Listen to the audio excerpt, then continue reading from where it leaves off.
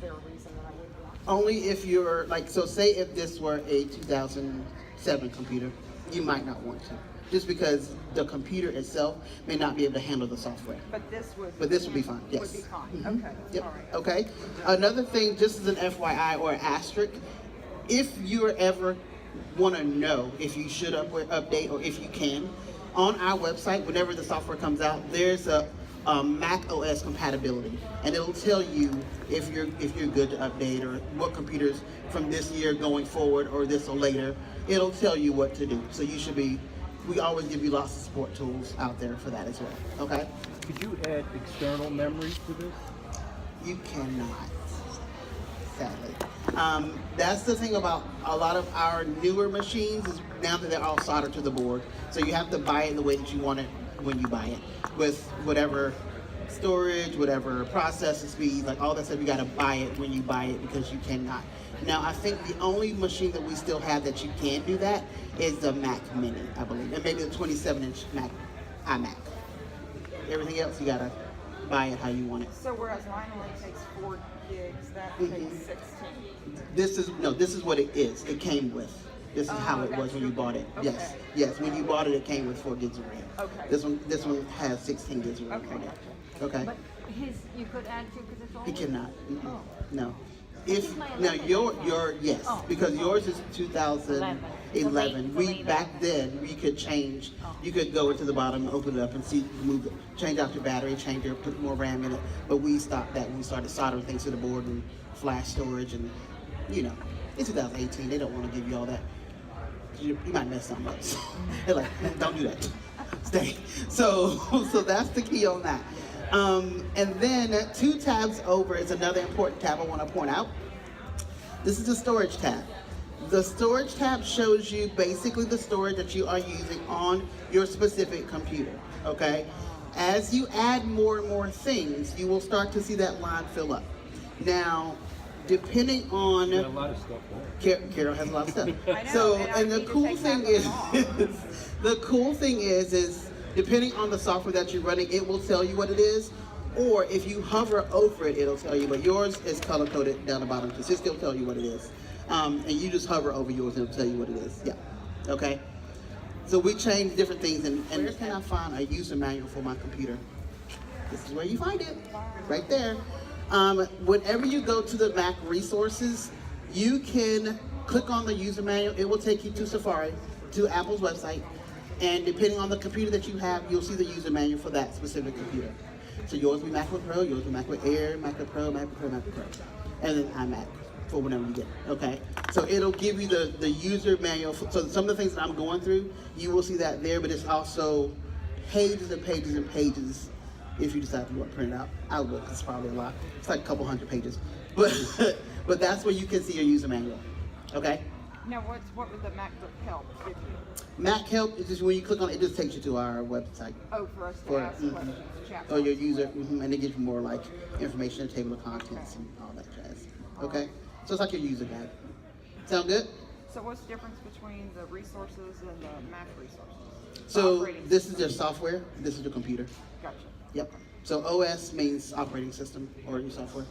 And then your Mac resources are back to the actual hardware of the computer. Good deal? Now, because you may be new to Mac, you guys have had Macs for a little bit, we have something called the stoplight system. Okay, so on your PC, you close things out on the right-hand side. On your Mac, you close them out on the left-hand side. So we have the red button that closes it, the yellow button that minimizes it, puts it down on your dock.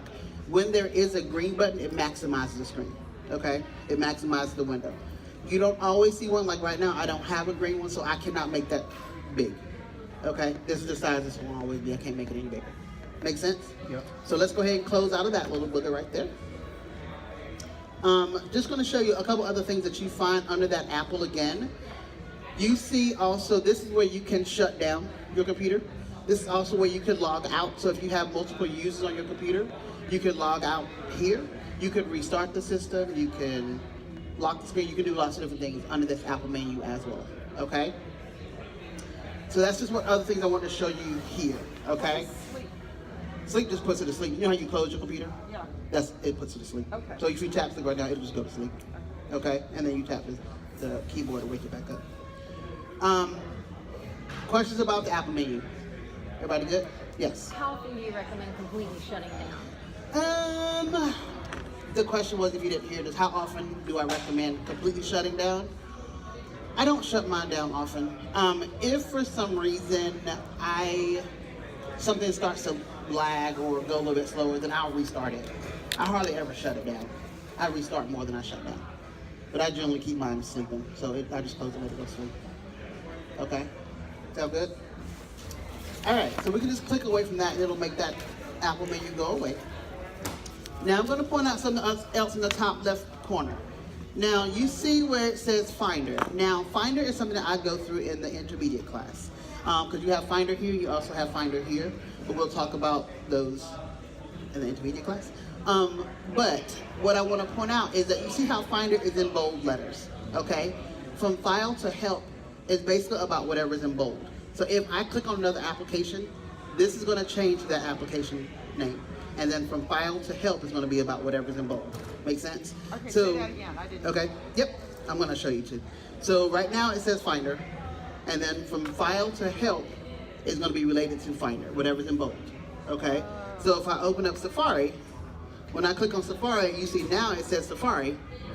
Now from File to Help is in reference to Safari. So if I needed a new Safari window or a new tab or new whatever, I'm now in Safari. Now, I like to point this out because a lot of people are, so say if I wanted to make a new window, but I didn't realize I clicked, I'm sorry, it's loud, they gotta unplug the thing. Somebody will get a key, yes, got it. Let's get louder, hold on.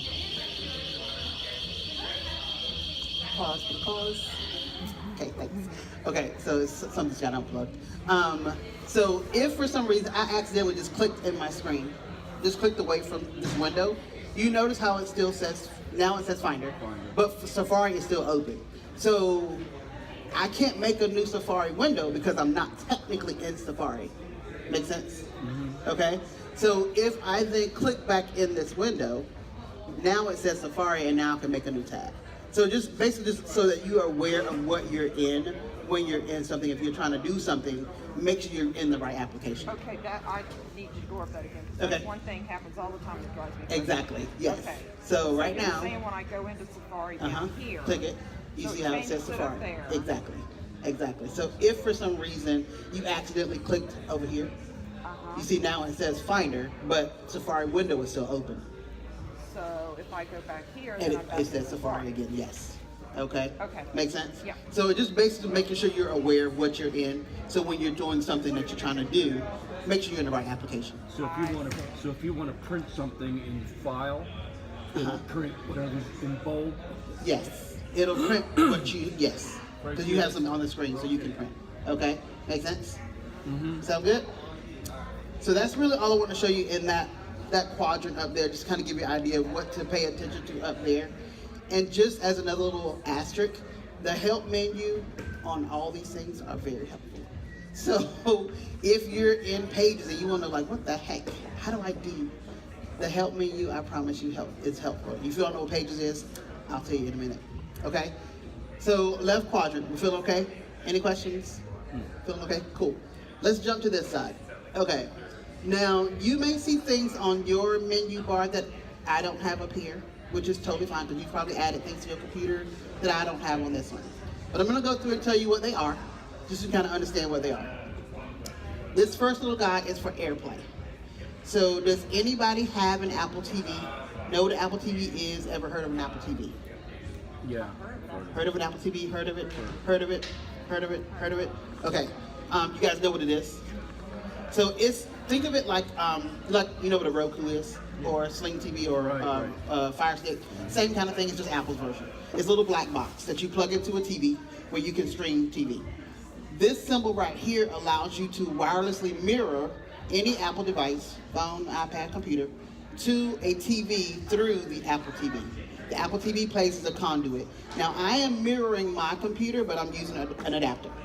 But the AirPlay allows me to do it wirelessly, so I can walk around with my computer, show pictures to people, show videos, whatever.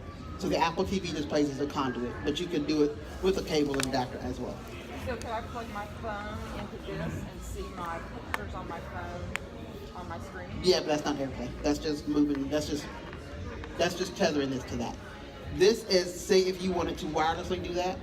Oh, so it's wireless. Wirelessly, yes. I could go wherever, and as long as there's an Apple TV I can plug to. Because if you tap on it right now, it's going to pull up the Apple TV that's over there. So you can actually mirror this device on a TV over there. Okay? So that's what that little symbol is for. Okay? The next one is your Wi-Fi. So this is where, if it's black, that means you are connected to a wireless network. If it's not, then you can connect to Apple Store network. If you want to get online, if you don't have to, it's fine. But that's your Wi-Fi. Okay? Okay, bye. The next one is your volume. If you don't see it there, then that's also fine. I just have mine in here, but this is for your volume.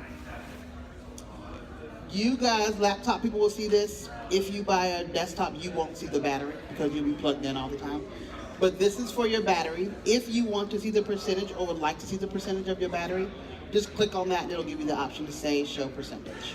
Okay? This is just a keyboard. I don't know why we have it up here, but this is just a keyboard in US keyboard. Simply put, date and time, nothing fantastic about that. This little guy right here is called Spotlight Search. It's for a little magnifying glass. So, I'm gonna talk about this for a second. So, Spotlight Search, you can either click on it or your keyboard shortcut is Command Spacebar. If you hit Command Spacebar together, quickly, don't hold it, Command Spacebar pulls up Spotlight Search. Okay? Everybody did it? Interesting. Got it? Got it? Cool. Spotlight Search is a great search engine tool that can be used for not only something on your computer, but it can also take you to the web. So say if I wanted to find an application on my computer that's not in my dock. So if I said CAL, it pulls up the calendar, which of course is down my calendar, but I can also go down to my calculator, and it will then pull up my calculator. Okay? I could also, if I want to search for a document, and I may be doing documents left and right, and I am cranking them out like crazy. However, I forget what I called the document, but I know inside the document I talked about a dog. So I'm just going to type in DOG, and I'm going to let it do it. So when I do this, it literally pulls up everything related to DOG, even Dave that lives at Dogwood Apple. Okay? So not only will it pull up contacts, if you type in something, it'll pull up something related to your mail. It'll pull stuff related to music, events that you have in your calendar, definitions, movies, TV shows, maps, Siri knowledge, images, PDF documents. And notice in those PDF documents, dog is not in the title, but inside those documents, DOG is in there. Okay? So it's a really cool search engine tool that's built into actually all of our devices.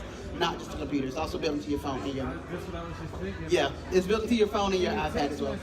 Yes, exactly. Yes, exactly. Yes. So Spotlight Search is in all of our devices. So this is also on your Mac, okay?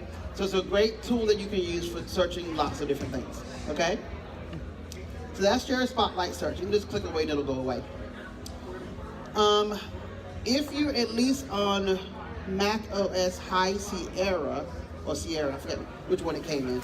This is Siri, so it's not on yours because I don't think we did it in Yosemite. I think it came either in Sierra or High Sierra, but Siri, the same Siri that's on your phone and your iPad and stuff like that, is now on your Mac. Same Siri does same kind of things. Searching for your speed of your computer, opening an application, show me directions to this, so give me somebody's phone number or something like that. So same Siri, you can just do it on your Mac now, okay? The next little guy you have at the top right corner is your notification center. Now, you can either click on it, or, I like to give you gestures and tools. If you take 2 fingers to the side of your trackpad, swipe onto the trackpad, it pulls up your notification center. You did it, it went away. Pull it, start off the trackpad, and then swipe. Start here and then swipe onto it. No, start here and then swipe. Oh, this is why I got the Yes. for Christmas because I'm like, throwing it so long. Y'all got it? Yep. Swipe on, swipe off. Exactly. Yes. Okay. Got it? Yes. Okay. I gotta do it for your fingers. Your nails. Start from there. Yeah. Start from off the trackpad. Yes. So this is your notification center. So